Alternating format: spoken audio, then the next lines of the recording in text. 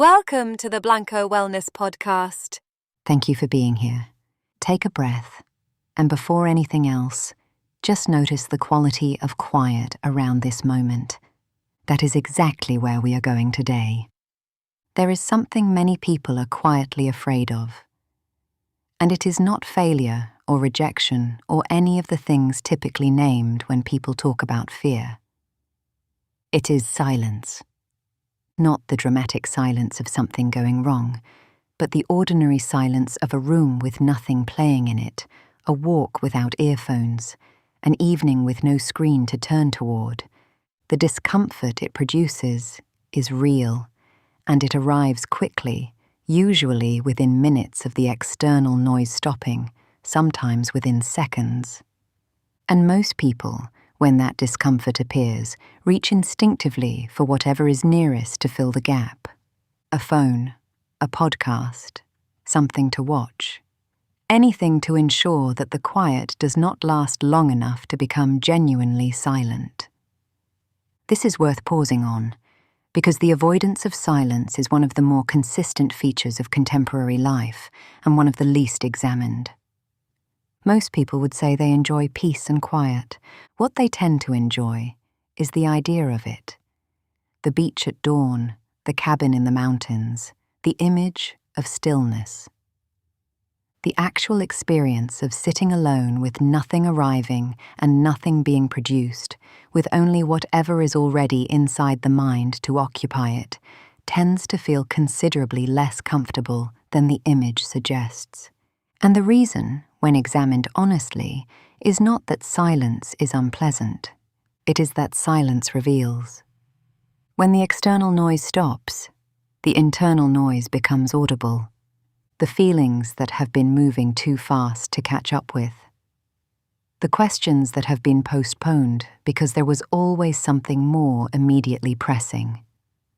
The quiet recognition about something in the life that has been avoided because sitting with it seemed harder than staying occupied. All of it surfaces when the distractions are removed. Silence does not create these things.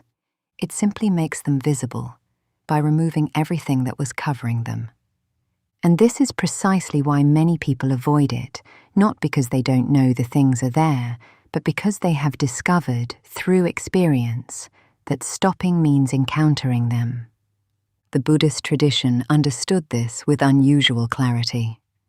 Meditation was never primarily described as a technique for producing calm, though calm often follows from it. It was described as a practice of clear seeing, of stopping the constant stirring long enough for what is actually there to become visible. The image used sometimes is the muddy pond. When the water is continuously agitated, nothing can be seen clearly. The sediment stays suspended, the surface is disturbed, everything appears in distorted motion. The moment the stirring stops, the water begins to settle.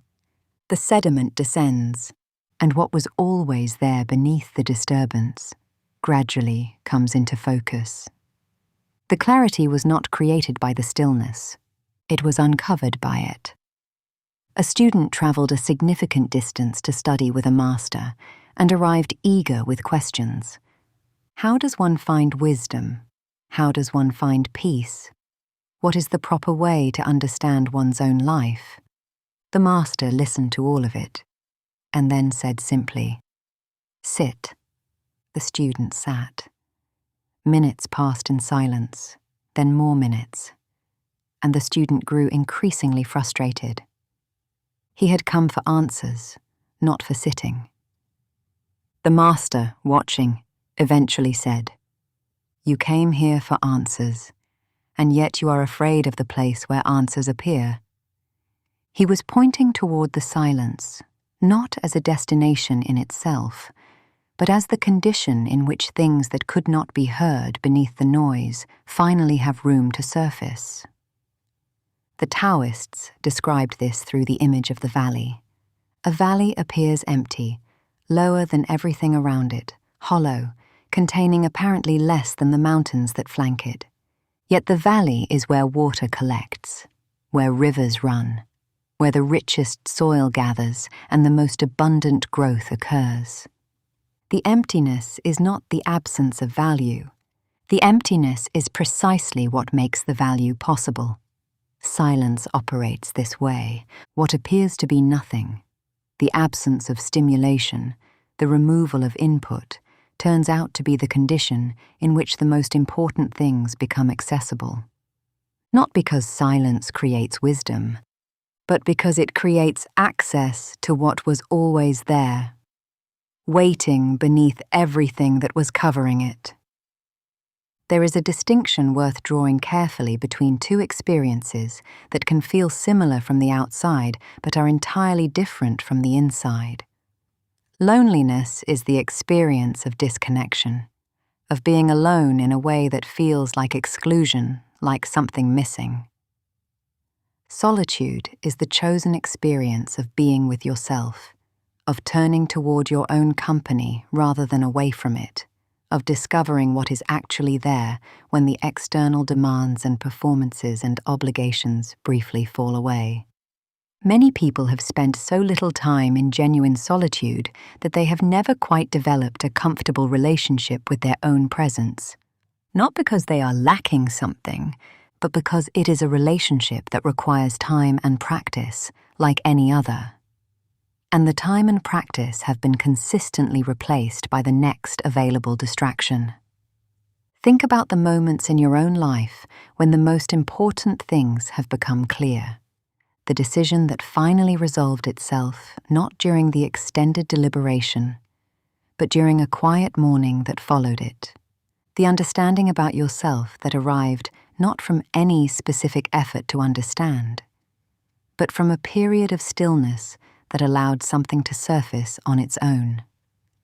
The recognition about what actually matters that came during a walk taken without any particular destination, when the mind was not required to produce anything and simply began, on its own, to say what it had been trying to say. These moments are not accidents. They are what happens when the conditions are created for what is already there, to finally be heard. The things being avoided in silence are almost always less frightening when faced directly than they were in the avoidance. Not because they disappear, genuine grief is real, genuine fear is real, genuine confusion is real, but because the direct encounter tends to reveal them as something that can be worked with, whereas the sustained avoidance tends to leave them as something looming and unspecified, and therefore larger than they actually are. As we close today, I want to leave you with a simple invitation rather than a question. At some point today or tomorrow, allow a few minutes of genuine silence, not silence as background to something else, not the quiet of being distracted by a screen rather than a louder one. Actual silence. Sit with whatever arrives. If the mind becomes restless, let it be restless. If something surfaces that feels uncomfortable, let it be uncomfortable without immediately reaching for the nearest distraction to cover it again. Stay with it a little longer than feels natural, because what has been waiting in the silence beneath all the noise is probably something worth finally hearing. Thank you for being here with me today. Until next time, be well.